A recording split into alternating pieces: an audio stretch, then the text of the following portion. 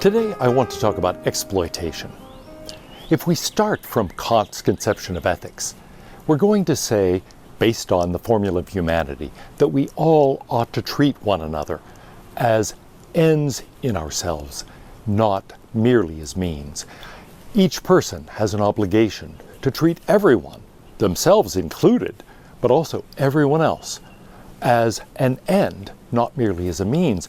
In other words, they may not use other people. They have to treat them with respect as fellow moral agents. I respect my own rational agency. In fact, Kant says, as a rational agent, I necessarily value my own rationality. Why? Very simply, because my rationality is my ability to choose means to obtain my ends. Well, of course, I care about my ends, I care about my ability to achieve them, and so I have to value my own rationality. It's what lets me use various means to obtain my ends. But I would be violating the first version of the categorical imperative, the formula of universal law, if I valued only my own rationality and not anyone else's. So I have to value everyone's rationality. I have to respect everyone as a rational agent. What does a respect for rational agency require of me? To answer that question, we have to think about what rational agency is. What makes me a rational agent? When do I count as fully the agent of an action? John Stuart Mill outlines an explanation of that in On Liberty. He says, I count as an agent of an action if I act in a way that is free, voluntary, and informed. What do those things mean? Well, first of all, my action must be free. I must not be constrained. I must not be forced into something. I must not be coerced. I must actually have a choice. And there are lots of ways in which that can fail. I may not give someone else a choice. I may, for example, coerce them. I may force them into something. If I push someone down the stairs, they didn't have a choice about going, and so that condition is violated. They don't count as an agent of that action, they're simply being pushed. The crucial question here is, when are you doing something, and when is something being done to you, or simply happening to you? Well, if that condition is violated, you don't count as doing it. It's something being done to you. It's something happening to you, not something you are doing as a rational agent. The second condition is voluntariness. That is to say, your action must be voluntary. You must not only have a choice, you must be making that choice. If someone else is making the choice for you, well, it doesn't count as your action. Again, it's something happening to you, something being done for you. It's not something you're doing yourself. So that can fail if the person involved is not actually making the choice, is maybe not competent to choose. So this requires competence. It requires actually making the choice. And the last condition is that the person be informed. They must know what they're doing. If I do something by mistake, having no idea that that's actually what I'm doing, then I don't fully count as the agent of that action. So that can be violated if someone deceives me or misleads me, or simply maybe withholds from me crucial information that I would need to make a rational decision.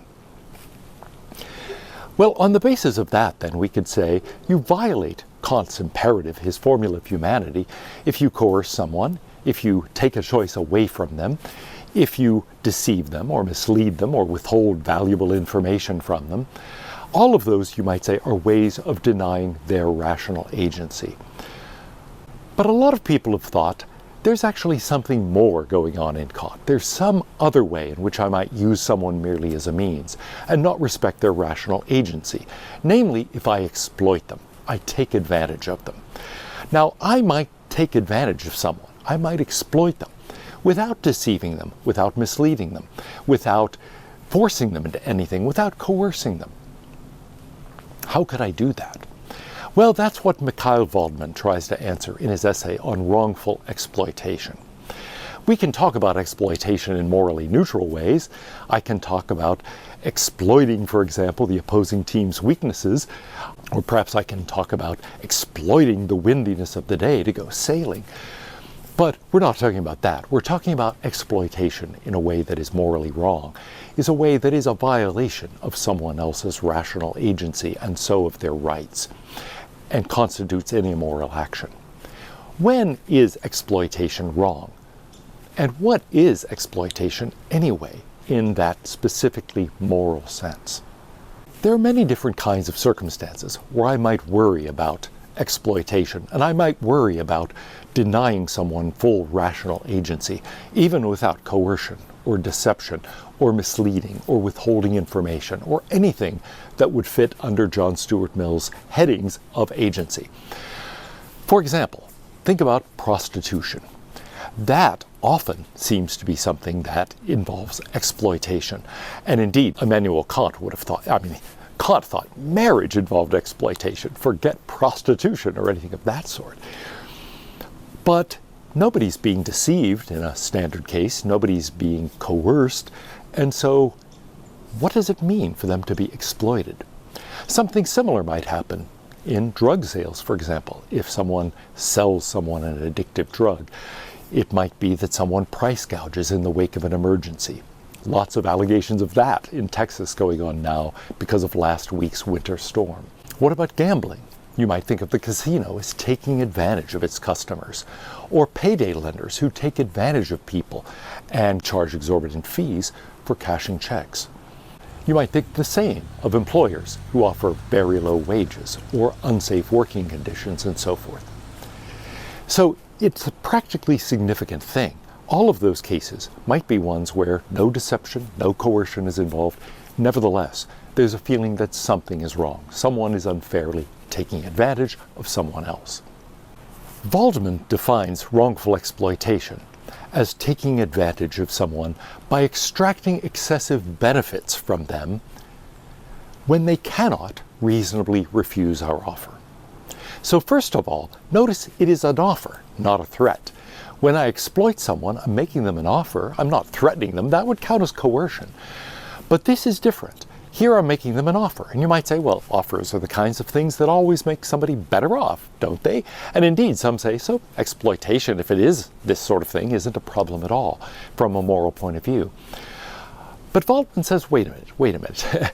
There are offers that a person could not reasonably refuse.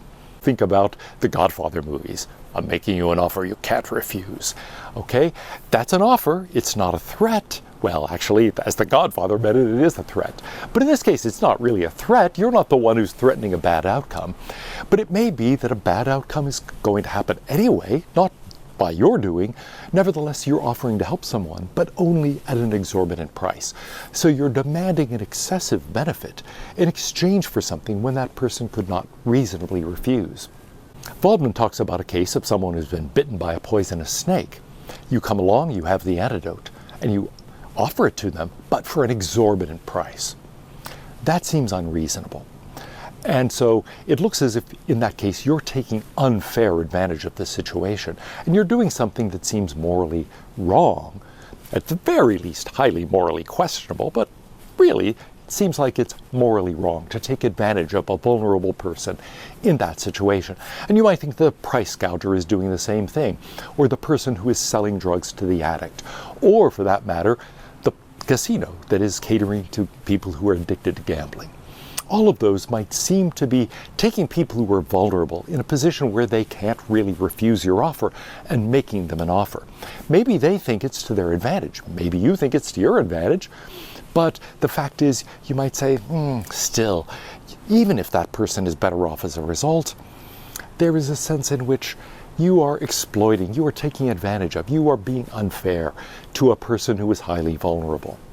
It looks as if there are several conditions that you might worry about, at least intensifying this, but maybe being necessary conditions in the first place.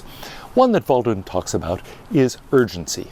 The snake bite victim can't just wait for somebody else who might have the antidote, instead needs the antidote quickly, and so is vulnerable, yes, but also the need is urgent. The same thing can be true for somebody who needs food in a situation where a natural disaster has disrupted the food supply.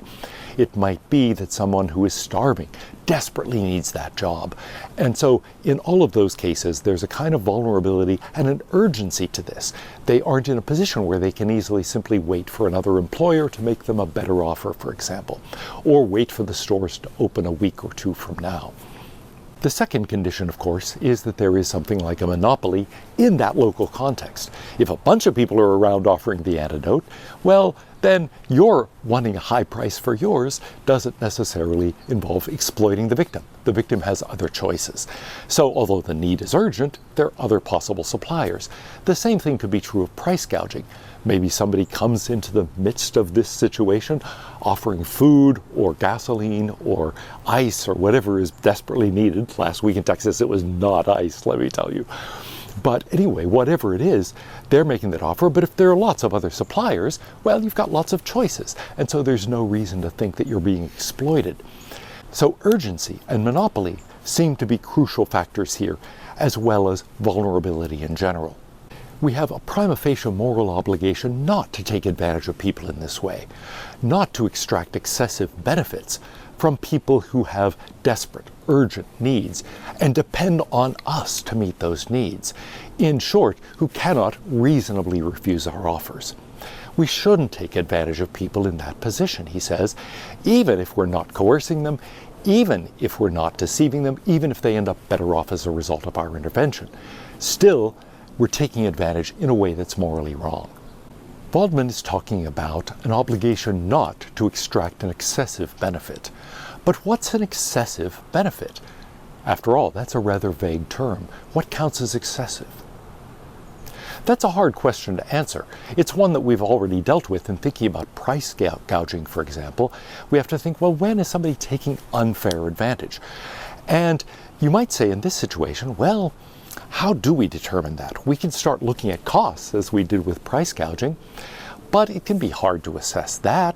After all, when somebody's need is urgent, they might be happy to pay more for an item they desperately need. So it looks as if maybe that's the question of going to costs is irrelevant. And anyway, if we're thinking about this in other kinds of contexts, like working conditions, for example, or prostitution, it's not obvious that this is a relevant consideration at all. Then excessive benefits would mean something very different. So how do we evaluate what is excessive? Here's what Waldman says. We can define a non-exploitative price as one that falls into a range bounded by the lowest amount that a seller would accept and the highest amount that a buyer would pay if both were informed and if neither had unacceptable non-transaction costs. In other words, if neither one was especially vulnerable. More broadly, a non-exploitative price is one that an informed buyer would get from an informed seller in a competitive market if either could reasonably refuse the other's offer. Well, we're still talking here about prices, but what about benefits more generally?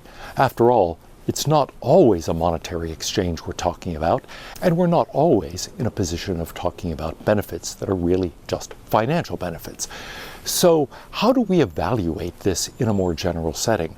I think we can take the same idea and generalize it and say it's a matter of what people who could reasonably refuse these offers and who were not in a position of exceptional vulnerability, what they would agree to. There's a range here. We have to think about the range that a reasonable buyer and a reasonable seller, if we can even use those terms for a non-financial transaction, would agree to. So think about the various parties to this transaction and imagine that all of them were in a situation where they could reasonably bargain, they were reasonably informed, nobody had a special urgent vulnerability, nobody had a monopoly on any good that was needed. And now, what would they agree to? I think there are reasons to worry about this if we think about the full range of examples. It might be hard to say what a person who was not in one of these conditions, a reasonably informed buyer, a reasonably informed seller, nobody particularly vulnerable and so on, would agree to. After all, it may be that there are a lot of people unemployed, and people who are unemployed are eager to get work, let's say. So in this situation, you might say, why is the relevant consideration what you'd have to pay somebody who already has a job to do this? After all, if this is something that is an entry-level position and your main, you might say, candidates for the job are people who already are without a job, why is it relevant what somebody who didn't need the job would agree to do it for? There's another sort of problem here. A lot of people, you might say, are not in positions of special vulnerability. You might think that gambling or prostitution or a variety of other kinds of activities of that kind are inherently exploitative. that it doesn't matter whether the prostitute is desperately poor, for example, and has no other choices, or not. The very activity is the kind of thing that seems to be involving exploitation. You might think the same of gambling. You might think that the sale of organs, for example, is inherently exploitative and wrong, or that the sale of children would be wrong. If we think it's exploitative to buy and sell people, for example, buy and sell children, to buy and sell sexual favors, then we might think, look, there's something about that activity inherently that is exploitative. It's not a question of that price. Now, maybe it's that we think a reasonable person would simply never agree to such a sale. That may or may not be true. But at least we might worry, that Kant would think at least, that Waldman isn't even going far enough, that we need to talk about certain activities themselves as inherently exploitative. At one point late in the groundwork, Kant says, everything has a price or a dignity. Human beings do not have prices, we have dignities. So anything that involves the buying or selling of a human, or I think he would say a human body part, or human sexual favors, or anything of that kind, Kant would say that is inherently exploitative. It's not that prostitutes are typically highly vulnerable people or whatever that makes it wrong. It would be wrong even if that weren't true. It would be wrong no matter what, because it involves putting a price on a human being. And the same thing would be true of slavery, he would say. It's not that you're not getting a high enough price, it's that the very activity of buying and selling a human being is wrong. It is putting a human being in the wrong category, treating humans as if they were objects rather than rational agents.